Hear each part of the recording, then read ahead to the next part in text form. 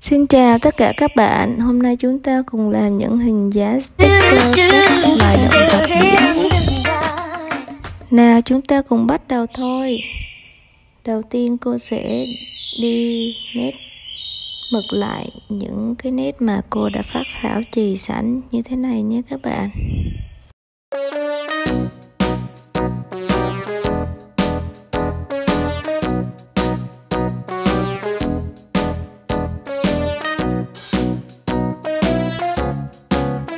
Để cho bức tranh của chúng ta thêm phần sinh động thì cô không chỉ làm hình dáng những con cá mà cô còn làm thêm rất là nhiều lông rêu và san hô ở dưới mặt biển nữa đó các bạn, làm cho bức tranh của chúng ta thật là phong phú, nhìn vào rất là hấp dẫn.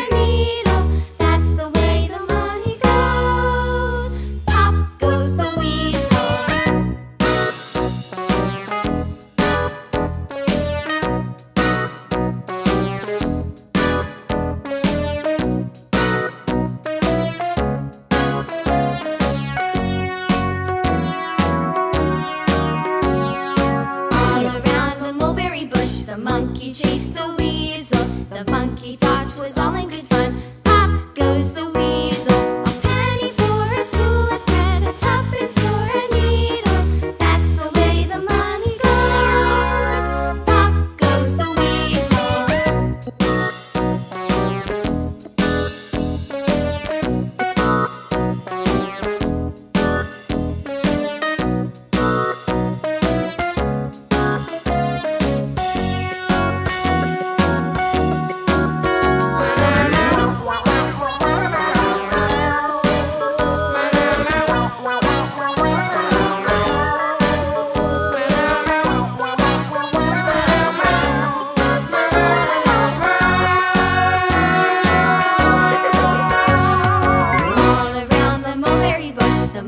Chased the weasel. The monkey thought 'twas all in good fun. Pop goes the weasel.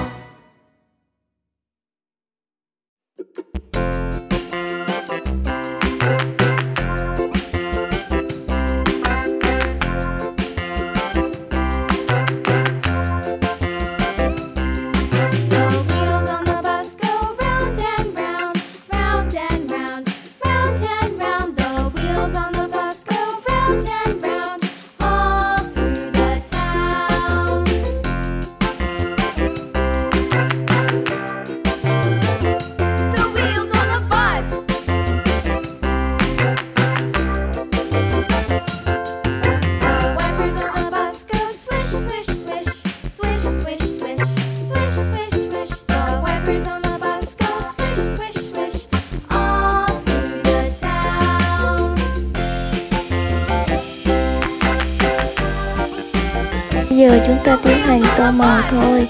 Các bạn nhớ là tô màu càng sinh động thì bức tranh càng đẹp nhé.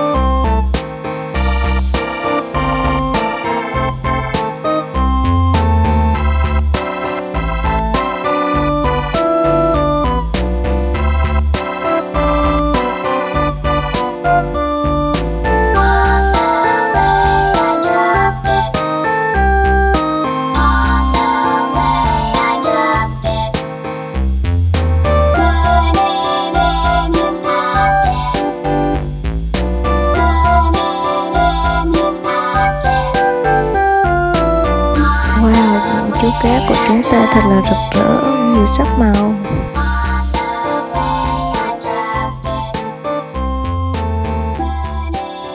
Cô sẽ dùng băng keo dính dán lên trên mặt trước và mặt sau như thế này.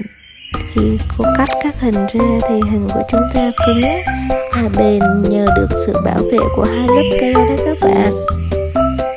Như thế này thì chúng ta sẽ chơi được rất là lâu.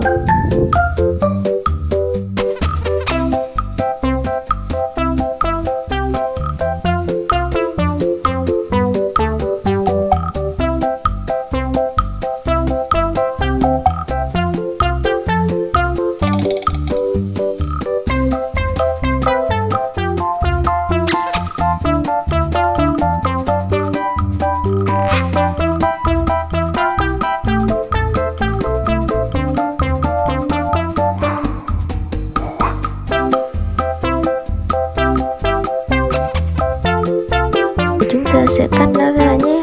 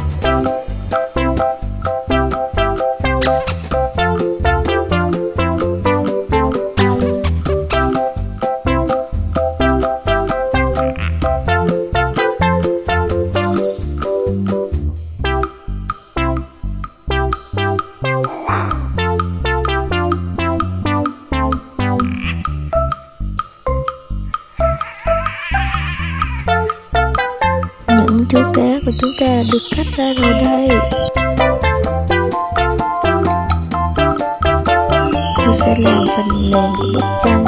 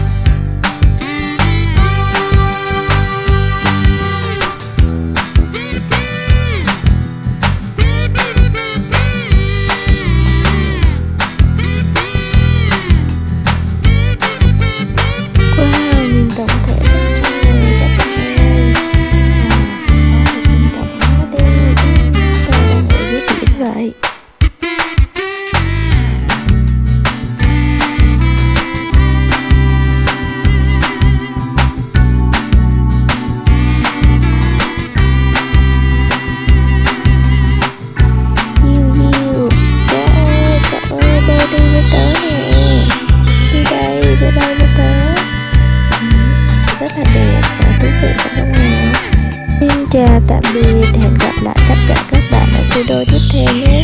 Nhớ đăng ký theo dõi Mỹ Thuật Thiên Thần nhé các bạn.